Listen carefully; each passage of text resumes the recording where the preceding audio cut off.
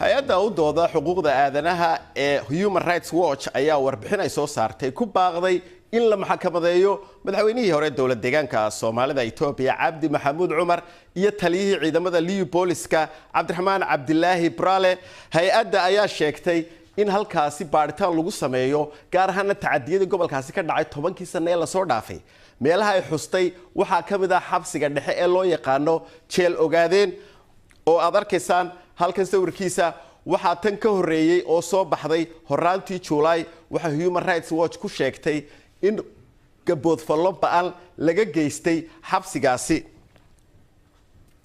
haddaba Leticia Bader oo ka tirsan xafiiska hay-addan ayaa nooga warantay cadeymaha ay hayaan.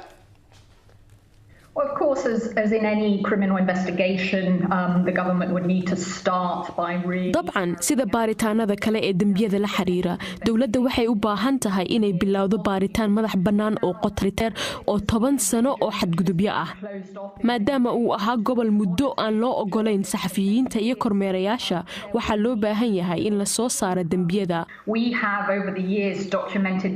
waxaan diiwaan geliyay tacdiyo aad u xun oo ay geysteen ciidamada Itoobiya gaar ahaan 2007 ilaa 2008 iyo dhowaan kuwa ay geysteen Liyu Booliska oo ay ka amar qaadanayeen sidoo kalena ay maamulayeen hogaamiyayaasha maamulka gobolka Soomaalida.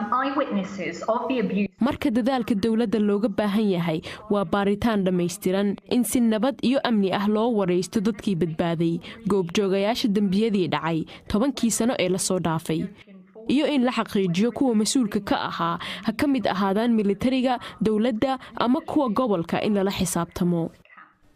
sidoo kale waxaanu weydiinay Leticia baaritaankan wuxuu ku koobnaa gobolka Soomaalida oo kaliya mise gobolada kale iyo dawladda federaalka uu saameynayay. Leticia ayaa su'aashan ka jawaabaysa. Absolutely, and this is where we are calling on the new Prime Minister to make sure that ra'iisul wasaaraha cusub aan ugu baaqayno in isbedelkiisa guud uu noqdo mid dhameystiran oo lagu baarayo dambiyada ba'an ee dhammaan gobolada balse in laga bilaabo gobolka Soomaalida oo xarun u ahayd dambiyo xun kuwa dagaal dambiyo ka dhan ah xuquuqda aadanaha iyo sidoo kale hadda waxaa jira fursad ah inuu iscasilay hogaamiyihii gobolka oo muddo xilka hayay waxayna taas muhiim u tahay in isbedelka hogaanka uusan noqonin mid hanaanka kaliya ku kooban oo aan laga faa'iidin. qaar waxay toos u hoostagayeen hogaanka xoogaga dawladda federaalka marka waa sababta midda aysan arintan ugu koobnayn hogaamiyayaasha gobolada oo kali ah balse wuxuu gaarayaa heerka ugu sareeya ee maamulkii hore ee Itoobiya kaasoo u baahan in la baaro. waa muhiim in dadkan aysan xilkooda oo kali aysan weynin ee lagula xisaabtamo dambiyadii ay geysteen 10 sano ee la soo dhaafay. Held seriously to account for the crimes they have committed over the last 10 years.